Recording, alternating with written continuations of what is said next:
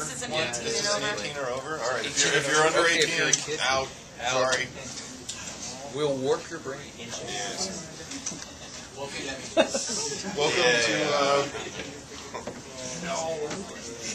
Welcome to the panel on piracy, putting the R in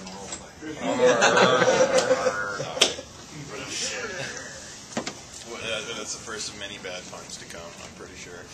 It won't get better. Probably not. Hi, I'm Ogre. I'm your moderator. I'm here to herd cats, I guess.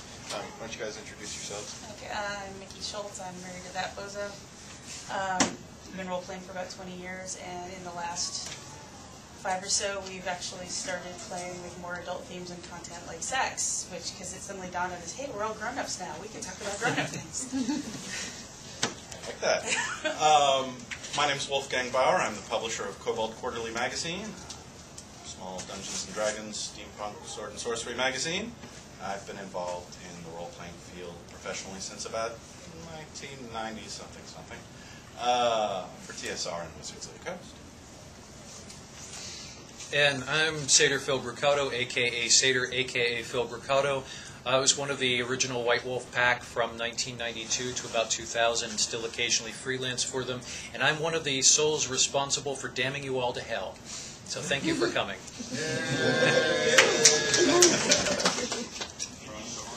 We were the folks who had the distributors getting together, had a number of gaming distributors get together to try to shut us out of the marketplace because they didn't think that you should be able to do in role-playing games what White Wolf started doing in 1991.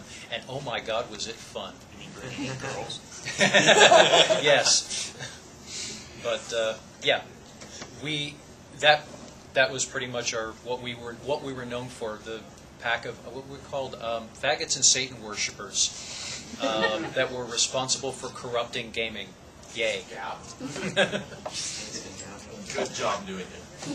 Let's take a survey. How many people in here use extreme violence in their role-playing?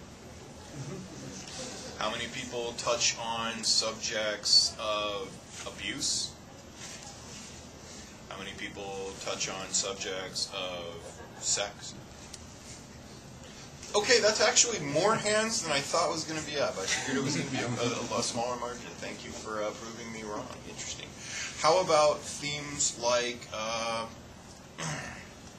about real-world themes like bulimia or body dysmorphic disorders or working through your pathology through role-playing? Okay, role-playing is therapy has at least a couple adherents. Excellent. Interesting.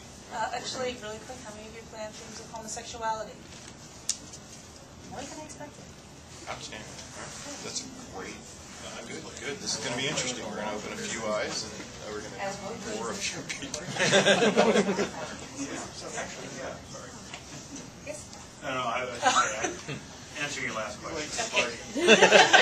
Oh, wait, there was that one time. There's a really gray area.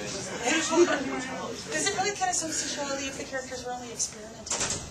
What about if it's camp? Does camp count? No, of course not. Oh, jeez. Wow. All right, let's start with violence.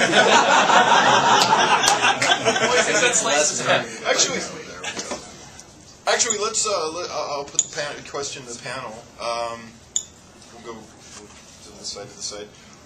When you start a new game, do you sit down with the players and do you discuss what's okay to talk about and what's not okay to talk about? Pretty much, yeah. How in depth does that conversation go? I ask if I'm getting ready. It depends, of course, on who I'm gaming with, but usually I will ask if there are certain trigger subjects that they would either want to explore or things we should stay away from. That, which also we worked into both the book Love Beyond Death, which I worked on for Wraith, and the book of Mirrors, the Player's Guide for Mage. We touched on the idea of talking to your players before you start incorporating adult themes. Basically, it was almost, well, on some levels you could argue that gaming is a form of consensual BD. Well, BDSM is consensual, but it's a form of BDSM, so psychological BDSM, in that you are agreeing, consenting to a certain degree of manipulation of your environment, manipulation of your mind, and a vicarious, though not real, sense of danger. And through that, you're going to hopefully get some shared enjoyment out of it. So, in terms of what I do when starting with a new group or starting with new players, is like someone in BDSM, I check in. Okay, does this squick you? Does this squick you? Does this squick you? Does this squick you? And mind those boundaries. Watch those boundaries. Say, is this something that you can? Is this something we can push, or is this something that you really want to stay away from? It's a good thing to know those things before you spring the triggering element. You have your character. Have your character beaten. Have your character raped. Have your character, trussed up like a Thanksgiving turkey. The single most unpleasant role-playing experience I've ever had happened when a character was raped by another character. A player character was raped by another player character. There was all kinds of really unpleasant player dynamics going on with that as well. But the GM not only allowed it to happen, the GM knew it was going to happen and facilitated, which, for obvious reasons, resulted in the smash-up of the gaming group and the formation of another one. But yeah, I check in so that I don't inadvertently hit anyone's buttons, because it is ultimately a game. If people are feeling uncomfortable, if the people are not enjoying it, then why the hell are you doing it? Well, I think I've got a lot more white bread group or a lot more vanilla group, but I agree with the basic principle that you got to check in, right? Generally, when people are generating characters for a new campaign for me, it's either a playtest or it's known to be a short-term campaign, and we have some arcs that are likely to happen. Some of those may involve adult themes or ultra-violence in some cases, where we have killers for hire with pathologies. But knowing those ahead of time helps me plot out some plots, and likewise, what to avoid, what's okay. The general premise is, I don't want to go through the whole squick you list at the start, because some of my players are going to say, why are you asking me about rape? Is this campaign about rape? No, it's not. So, I mean, it's a more vanilla list. Is your character interested in an in-game romance?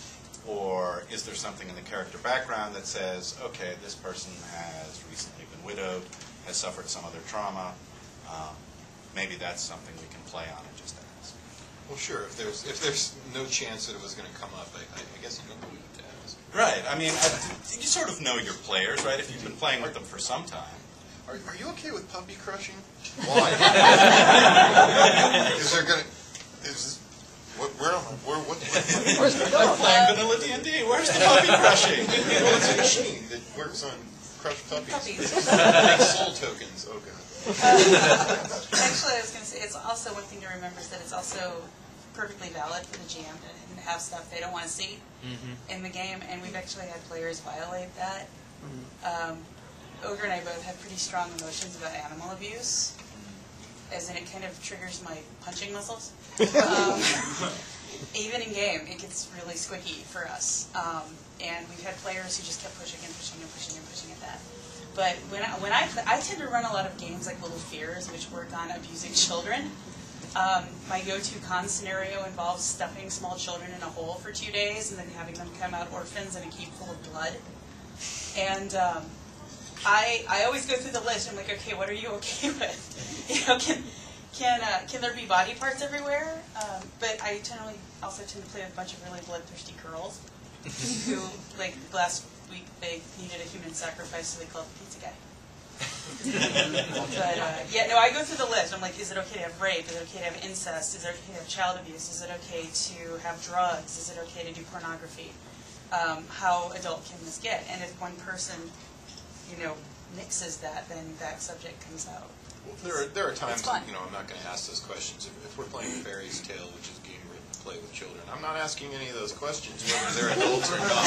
Because it's not going to come up. It's a game about helping people. Yeah. The rape question never comes up when we play Mouse Guard.